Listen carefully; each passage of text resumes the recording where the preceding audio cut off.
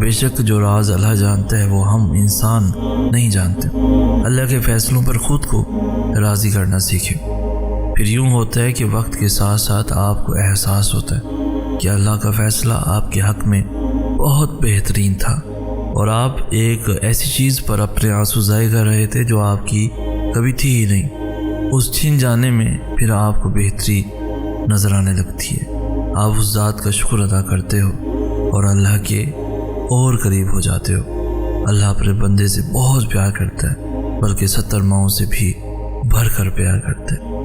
پھر اس کے فیصلوں پہ کیسا ملال، کیسا رونا، کیسی مایوسی۔ اللہ کبھی بھی انسان کو مایوس نہیں ہونے دیتا۔ وہ اگر امید کا ایک دروازہ بند کر دیتا ہے تو اس کے بدلے 10 دروازے اور کھول دیتا ہے۔ لیکن ان دروازوں کو دیکھ وہی سکتا ہے جو یقین کرتا ہے، اور جانتے ہو یقین کیا ہے۔ تب بھی آگے بڑھنا جب زندگی تھکا کر گرا دے، تب بھی مسکرانا جب مسکرانے کی کوئی وجہ نہ ملے، اور کہنا تو راضی تو میں بھی راضی۔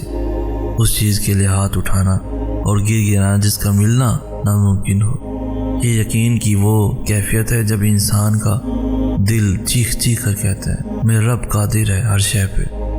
جب انسان یہ یقین کر لیتا ہے تو کیسے ہو سکتا ہے کہ پھر وہ 2 جہانوں کا بادشاہ اسے اپنی طاقت کے جلووں سے محروم رکھے۔ پھر تو میرا رب کہتا ہے تو نے اب مجھ پہ یقین رکھا ہے نا، تو پھر دیکھ میں کہاں کہاں سے کیسے کیسے اسباب پیدا کرتا ہوں۔ پھر وہ وہاں سے وسیلے بھیجتا ہے کہ انسان دیکھتا رہ جاتا ہے اور اپنی محبت کی قید میں رکھ لیتا ہے۔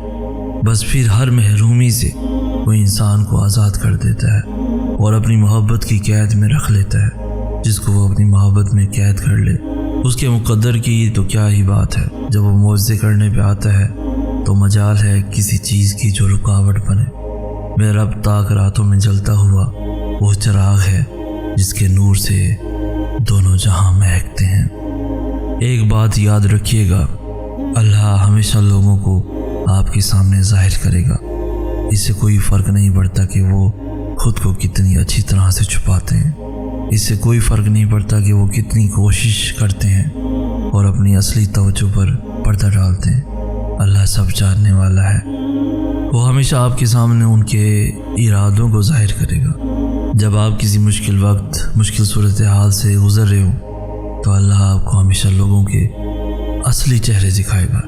یقین کریں اللہ آپ کی آنکھوں کے سامنے جو کچھ ظاہر کرے گا اس پر آپ حیران رہ جائیں گے۔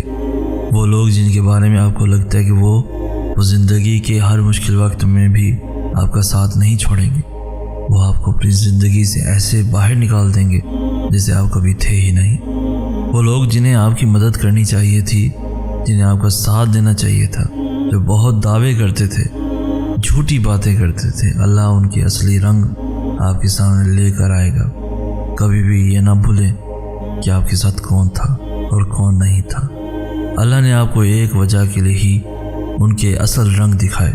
یہ بھی اللہ کی بہت بڑی نعمت ہے جو اللہ جھوٹے اور برے لوگوں کو آپ کی زندگی سے نکالتا ہے، اور ایک دن آپ اللہ کا شکر ادا کریں گے۔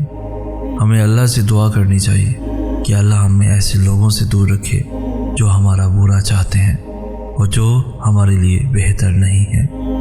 زندگی کوئی چانس نہیں ہے جو آپ کو اتفاق سے مل گئی، یہ چاہت ہے جسے تخلیق کیا گیا۔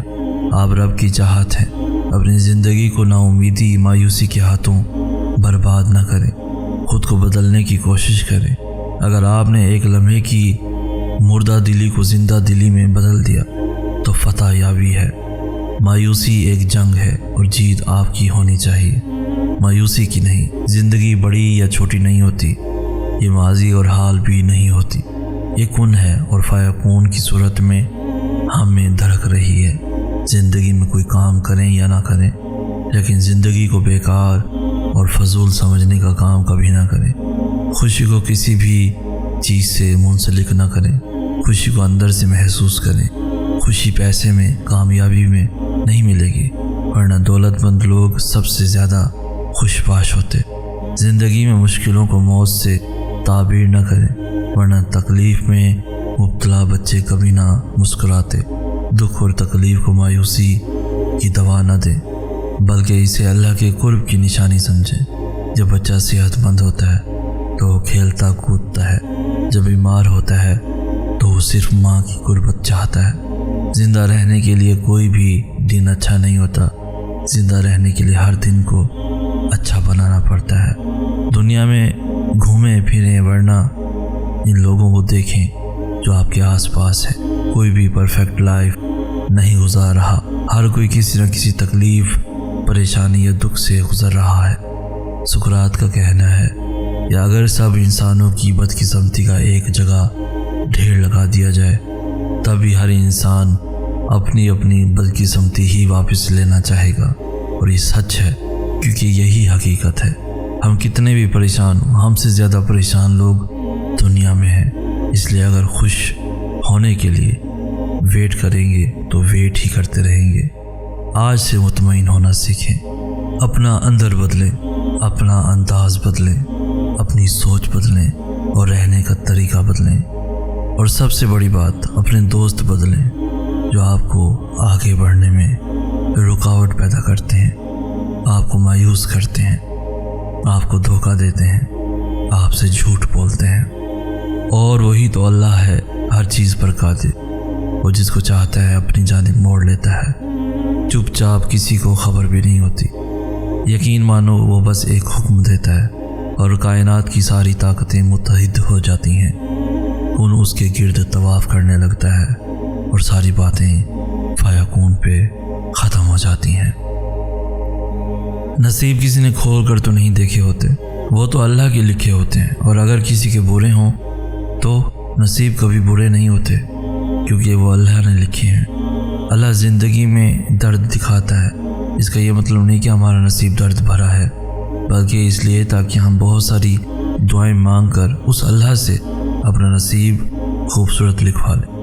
اور اللہ ایسا کیوں کرتا ہے؟ کیونکہ وہ ایسا انہی کے ساتھ کرتا ہے جن سے وہ محبت کرتا ہے۔ جب تم اللہ کی سوا باقی چیزوں میں اپنا سکون تلاش کرنے لگتے ہو تو وہ ان ساری چیزوں کو تمہارے ہاتھ میں تھما کر تمہیں بے سکون کر دیتا ہے۔ ہر شے کی تکمیل کے بعد بھی تمہیں اپنا آپ خالی سا لگنے لگتا ہے۔ پھر آذان کی آواز کانوں تک تو پہنچتی ہے مگر دل تک پہنچ نہیں پاتی۔ پھر نہ عبادت اس بے چینی کو ختم کر پاتی ہے، نہ سجدوں سے چین پڑتا ہے۔ یقین کا دعویٰ کر لینا بہت آسان ہوتا ہے، مگر امتحان تو تب لیا جاتا ہے جب غم یقین پر بھاری ہو جاتا ہے۔